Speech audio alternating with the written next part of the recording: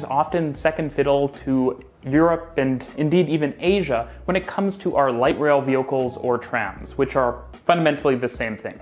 While we do have 100% low-floor light rail vehicles, something that was previously only really available in other parts of the world, we tend not to use them that extensively. And in the United States, there aren't really any major systems that use 100% low-floor vehicles. And that's okay, because 70% low-floor vehicles are actually good in a lot of cases. And as I talked about in a video up here, high-floor light rail vehicles are also actually a pretty compelling option. That said, as I've discussed before, the 100% low-floor light rail vehicles we have, which are currently basically all operating right here in Ontario, though they will be soon operating in Alberta as well, have some problems. And while these problems aren't critical failures, they are major issues that will limit the vehicle's ability to provide a high-quality transit service. And so these are issues we need to address. There are a few issues I'm talking about, but the primary one is the number of doors on the vehicle. You see, the trains that we're using in Toronto, as well as Ottawa and Waterloo, simply typically have too few doors for the type of service they operate. When you're operating a service with a lot of stops, people will be getting on and off the vehicle frequently, and having more doors means that people can do that more quickly. If people can get on and off the train more quickly, the train can arrive and depart more quickly, and that means a faster service, which, as I talk about frequently on the channel, is a critical thing for making transit attractive, and it's also potentially one of the downfalls of light rail. And so having a faster trip time with more doors is one of the major benefits of such vehicles. The problem, though, is that it seemed like for the longest time we were kind of stuck with only two real models of light rail vehicle available in Canada and the United States, while I'm at it.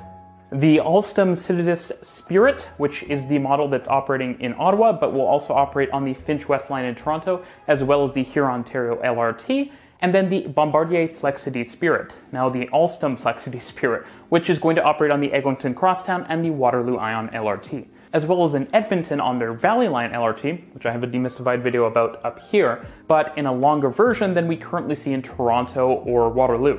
Now, to be perfectly clear, I actually love the designs of both of these vehicles. They look world-class, and that's something that should be celebrated.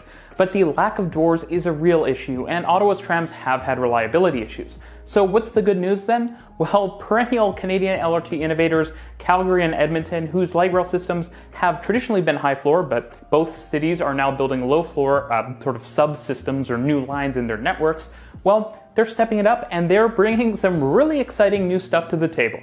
If you're wondering what I'm talking about, here's the story. Edmonton is extending its Valley Line, which again I talked about in a previous video, with a new western segment that will hit West Edmonton Mall, which is quite famous for being a giant mall. Now, the West LRT was procured separately from the Southeast LRT. It'll be its own leg, but it will be interconnected with the existing leg. And hence, it's actually having separate vehicles procured for it, or essentially purchased by Edmonton. Now, these vehicles will interoperate with the Bombardier ones I just mentioned on the same line, though not necessarily paired together, meaning that they're within the same constraints as the other trains that we see operating on the line.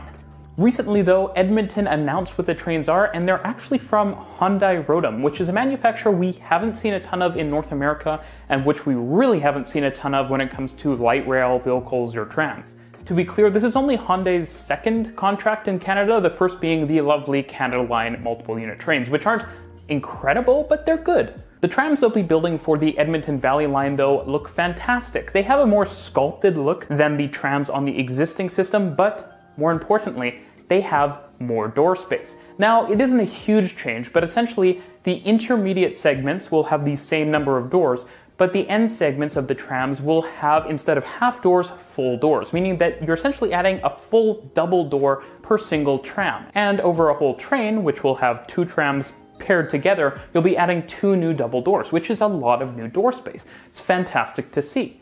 I also just generally like the look of this LRV. It's fantastic. It looks nice.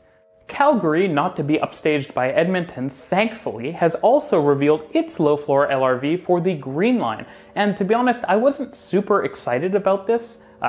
Previously, I thought they're probably going to get something sort of mediocre.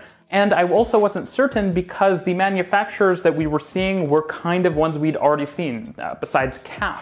But it looks like CAF has really delivered with the tram that they're using in Calgary, and I'm super impressed. Not only does it look just like a tram that you might see in a modern European city, but there are 2 doors per intermediate segment, which means there are going to be way more doors per train.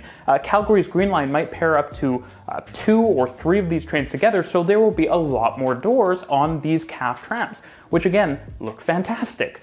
I'm surprised that I've had to wait so long for this day where we would have LRV options that have more doors, but this is really awesome because what it means is that inevitably when Toronto needs to order more trams, or Ottawa does, or any of the other cities with low floor light rail networks, they now have a new option. That includes Quebec City, whose new tram network I talked about in a video up here. Now, the number of doors on the trams might seem like a minor issue, but it really isn't. It's these sort of technical details that tend to get glossed over that really make a difference on the ground with how transit functions and how it feels for riders. And I think zooming in on the minutiae of our transit systems is exactly what this channel exists for. There are so many details that we kind of leave up to the rail engineers, but that we should really care about because they can make our transit systems that much better. And if we work on a lot of these different things across our transit system, well, that's how we create great systems. Another feature I think we'll be seeing on these vehicles that, again, I would like to see widely across the light rail space are nice LCD screens on their interiors. Now, I have caught the sense before that maybe I'm just a little too obsessed with LCDs because I'm a tech type person and I like full color displays. But the more I think about it, the more I realize that no, LCD displays are a fantastic tool for modern wayfinding in transit. There is just no reason that modern vehicles that we're going to have for decades shouldn't have them. The greatest example of these is Tokyo, I think, where you have a ton of very useful information that's presented on these LCDs that you can't really present with traditional screens. For example, showing the next several stops and how far away you are from them and perhaps connecting services.